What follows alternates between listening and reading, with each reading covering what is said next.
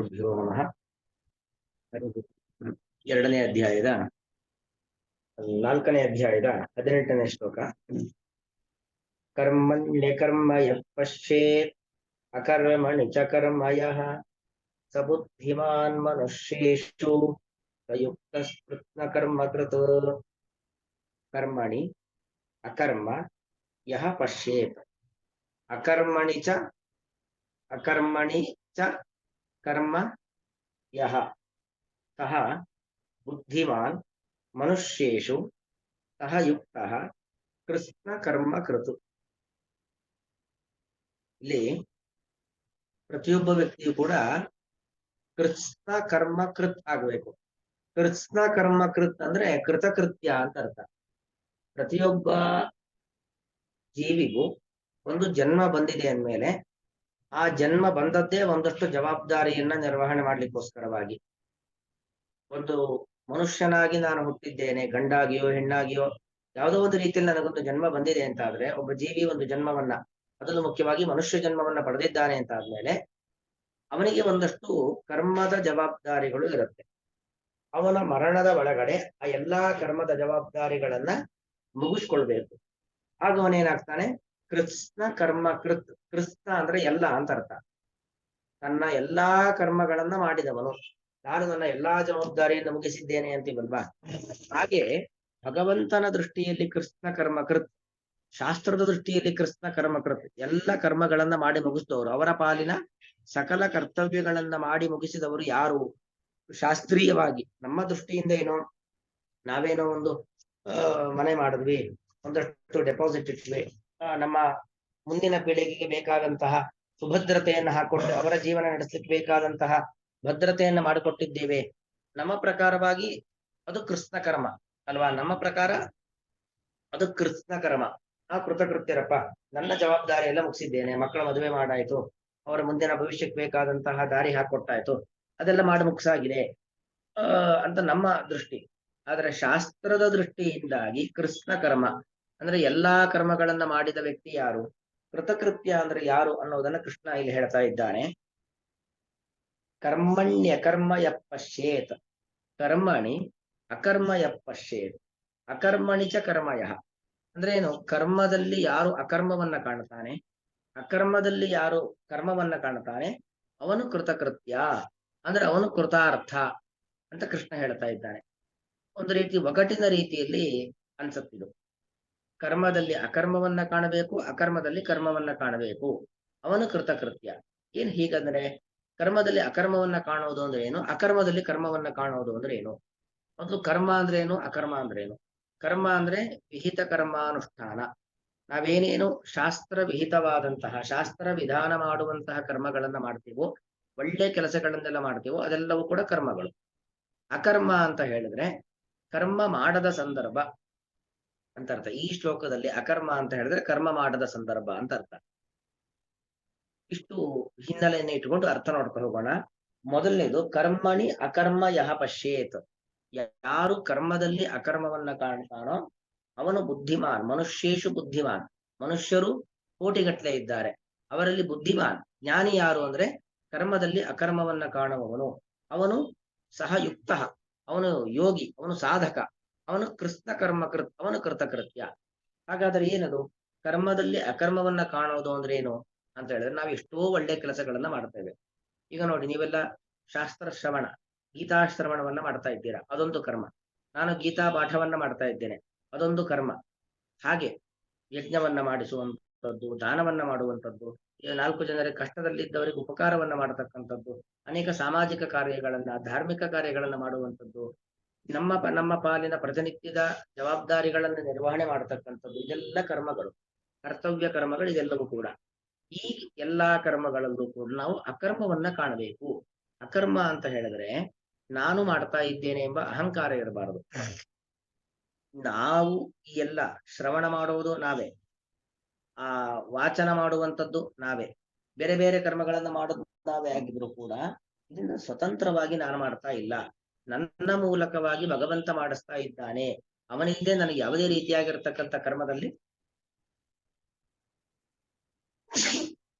ಸ್ವಾತಂತ್ರ್ಯ ಇಲ್ಲ ಎಂಬತಕ್ಕಂಥ ಭಾವನೆ ಬೇಕು. ಇದಕ್ಕೆ ಅಕರ್ಮ ಅಂತ ಕರೆಯುವಂಥದ್ದು.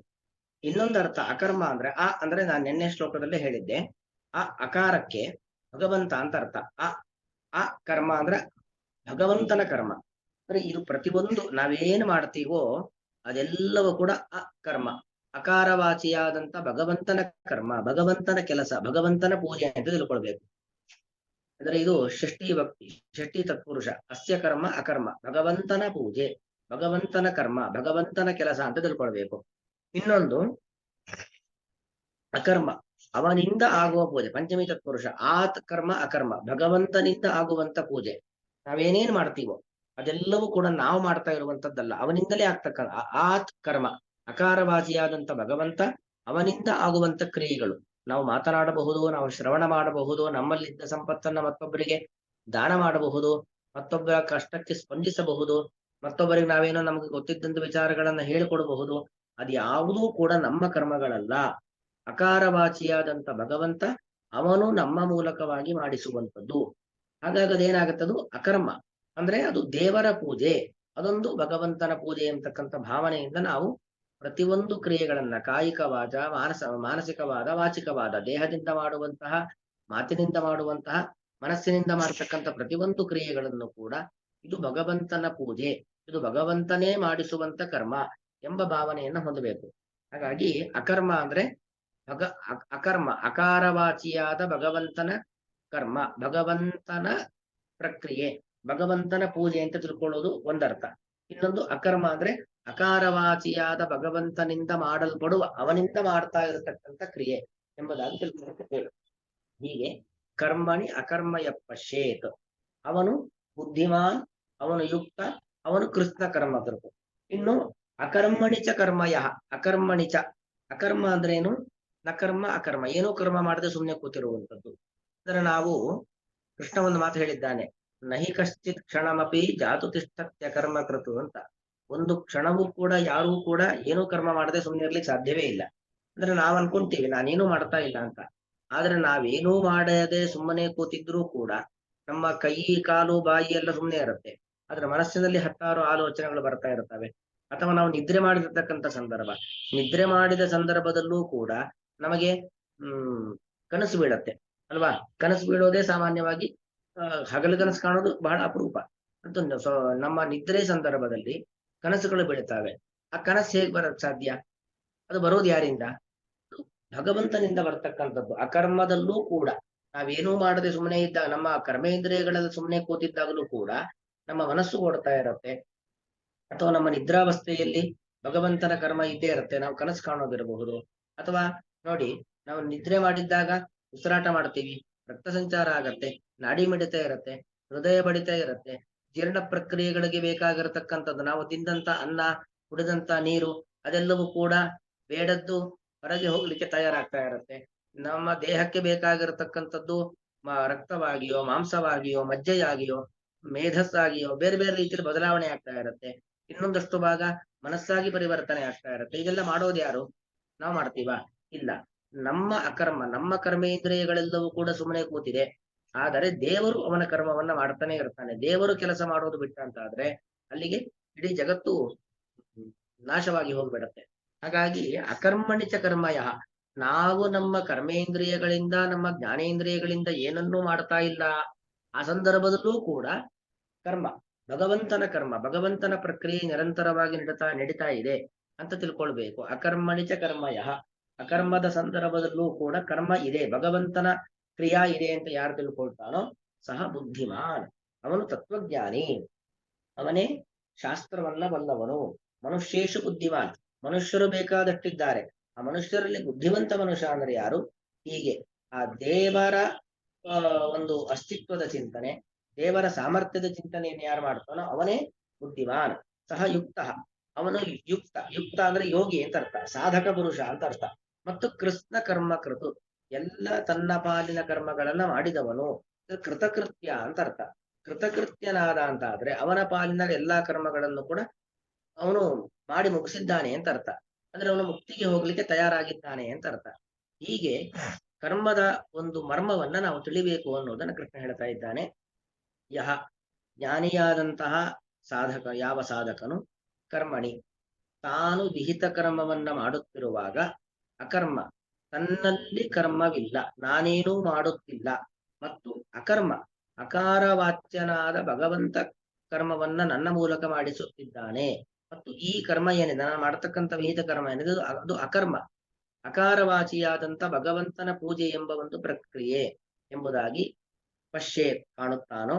ಚ ಮತ್ತು ಅಕರ್ಮಣಿ, ತನ್ನಲ್ಲಿ ಕರ್ಮವಿರದಾಗ, ಅಂದ್ರೆ ತನ್ನ ಕರ್ಮೇಂದ್ರಿಯ ಜ್ಞಾನೇಂದ್ರಿಯಗಳು ಸುಮ್ಮನೆ ಇದ್ದಂತಹ ಸಂದರ್ಭದಲ್ಲಿ, ಕನಸಿರಬಹುದು, ನಿದ್ರೆ ಇರಬಹುದು, ಎಲ್ಲ ಸಂದರ್ಭಗಳಲ್ಲಿ ಯಾರು ಕರ್ಮ ಭಗವಂತನ ವ್ಯಾಪಾರವನ್ನ, ಭಗವಂತನ ಪ್ರಕ್ರಿಯೆ, ಭಗವಂತ ಕ್ರಿಯೆಯನ್ನ ಮಾಡ್ತಾ ಇದ್ದಾನೆ ಎಂಬುದಾಗಿ ಪಶ್ಯೆ ಕಾಣುತ್ತಾನೋ, ಕಂಡಾನೋ, ಸಹ ಅವನು ಮನುಷ್ಯೇಶು, ಈ ಸಮಸ್ತ ಮನುಷ್ಯ ಸಮುದಾಯದಲ್ಲಿ ಯುಕ್ತ, ಅವನು ಬುದ್ಧಿಮಾನ್, ಅವನು ಬುದ್ಧಿವಂತನು, ಜ್ಞಾನಿಯು, ಸಹ ಅವನು ಮನುಷ್ಯೇಶು, ಮನುಷ್ಯರಲ್ಲಿ ಯುಕ್ತ, ಸಮದೃಷ್ಟಿ ಉಳ್ಳವನು, ಸಾಧಕನು. ಮತ್ತು ಕೃಷ್ಣ ಕರ್ಮ ಕೃತು, ಕೃಷ್ಣ ಕರ್ಮ ಎಲ್ಲಾ ರೀತಿಯಾಗಿರತಕ್ಕಂಥ ಪುಣ್ಯ ಕರ್ಮಗಳನ್ನ ಕೃತ್ ಮಾಡಿದವನು, ಅಥವಾ ಜ್ಞಾನದ ಮೂಲಕವಾಗಿ ಕರ್ಮದ ಪೂರ್ಣತೆಯನ್ನ ಪಡೆದವನು ಅಂತ ಅರ್ಥ. ಈ ಒಂದು ತತ್ವಜ್ಞಾನವನ್ನ ಪಡೆಯುವ ಮೂಲಕವಾಗಿ, ತತ್ವಜ್ಞಾನದ ಮೂಲಕವಾಗಿ ಕರ್ಮದ ಪೂರ್ಣತೆ, ಕರ್ಮದ ಪೂರ್ಣತೆ ಅಂದ್ರೇನು, ಅವನ ಪಾಲಿನ ಕರ್ತವ್ಯಗಳನ್ನ ಮುಗಿಸಿದವನು ಎಂಬುದಾಗಿ ತಿಳ್ಕೊಳ್ಬೇಕು. ಇದು ಈ ಶ್ಲೋಕದ ಅಭಿಪ್ರಾಯ. ಕರ್ಮಣ್ಯಕರ್ಮ ಯಪಶ್ಯೇತ್ ಅಕರ್ಮಣಿ ಚ ಕರ್ಮಯಃ ಬುದ್ಧಿಮಾನ್ ಮನುಷ್ಯೇಷು ಸ ಯುಕ್ತಃ ಕೃಷ್ಣ ಕರ್ಮ ಕೃತ್. ಶ್ರೀಕೃಷ್ಣ ನಮಸ್ತೆ.